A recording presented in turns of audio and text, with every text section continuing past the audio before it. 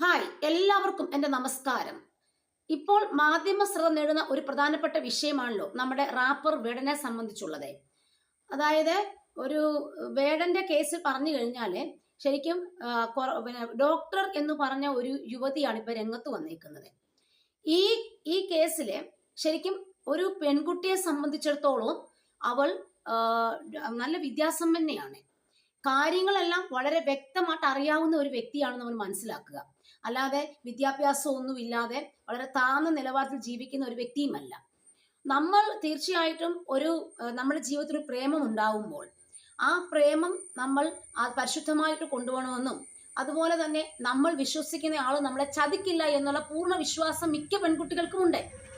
പക്ഷേ നമ്മളൊരു കാര്യം മനസ്സിലാക്കേണ്ടത്, തീർച്ചയായിട്ടും നമ്മൾ വിവാഹം കഴിക്കുന്നതിന് മുമ്പ് നമ്മൾ ശാരീരിക ബന്ധത്തിലേക്ക് ഏർപ്പെടുന്നത് ഉചിതമാണോ അതോ അത് അനൗചിതമാണോ എന്ന് ഈ വ്യക്തികൾ ചിന്തിക്കുക. അങ്ങനെ പറഞ്ഞാൽ ആൾക്കാർ ചിന്തിക്കും അത് അവരുടെ ഇഷ്ടമല്ലേ എന്ന് പറയും.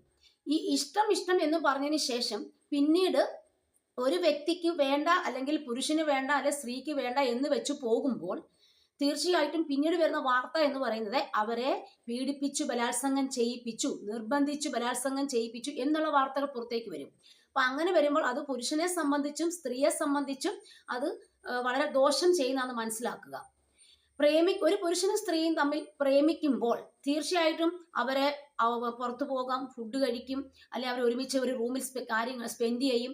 ഇങ്ങനെയൊക്കെ സ്പെൻഡ് ചെയ്യുന്ന സമയത്തെ തീർച്ചയായിട്ടും ഒരു പുരുഷനെ സംബന്ധിച്ച് അവനെ കൂടുതൽ വികാരങ്ങൾ, ഒരു പുരുഷൻ ഒരു പെണ്ണിനെ നോക്കുമ്പോൾ തന്നെ തീർച്ചയായിട്ടും അവന്റെ കണ്ണിൽ, സ്ത്രീയുടെ കണ്ണിലേക്ക് നോക്കുമ്പോൾ തന്നെ വികാരം ഉടലെടുക്കുക എന്ന് പറയുന്നത്.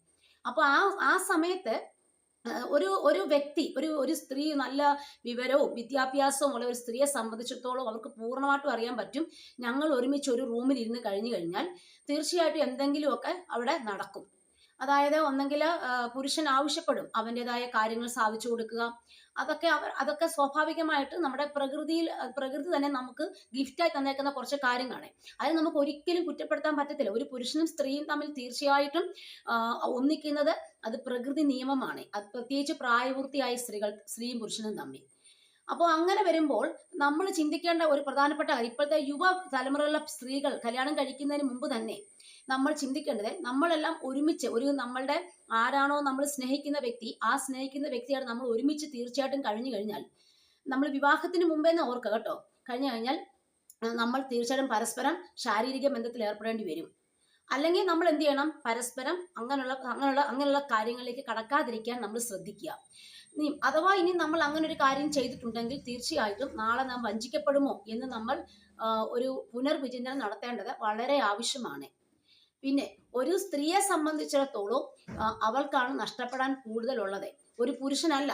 പുരുഷന് ഈ ലോകത്തൊന്നും നഷ്ടപ്പെടാനില്ല എന്നുള്ള യാഥാർത്ഥ്യം നമ്മൾ മനസ്സിലാക്കുക. പിന്നെ ഇപ്പൊ ഈ വേടന്റെ കേസാന്ന് പറഞ്ഞാലും ഒരു ഡോക്ടർ എന്ന് പറഞ്ഞ ആളെയാണ് ബലാത്സംഗം ചെയ്യുന്ന പറയും. ഇവിടെ ഈ സ്ത്രീ എന്ന് പറഞ്ഞാൽ നല്ല സമ്പന്നയാണ്, വിദ്യാസമ്പന്നയാണ്.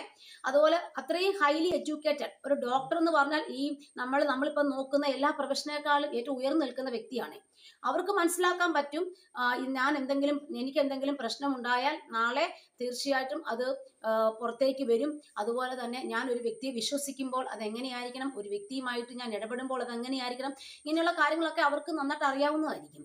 പിന്നീട് എന്തെങ്കിലും ഭവിഷ്യത്തുകൾ, അല്ലെങ്കിൽ ഈ വ്യക്തി നമ്മളെ ഇട്ടിട്ട് പോകാൻ സാധ്യതയുണ്ടോ, ഈ വ്യക്തി നമ്മളെ കല്യാണം കഴിക്കാവുന്ന ഓഫർ തന്നാലും നമ്മൾ തീർച്ചയായിട്ടും വിവാഹത്തിന് മുമ്പ് നമ്മൾ ശാരീരിക ബന്ധത്തിൽ ഏർപ്പെടാൻ പാടില്ല എന്നുള്ള ഒരു തത്വം എല്ലാവരും മനസ്സിലാക്കുക.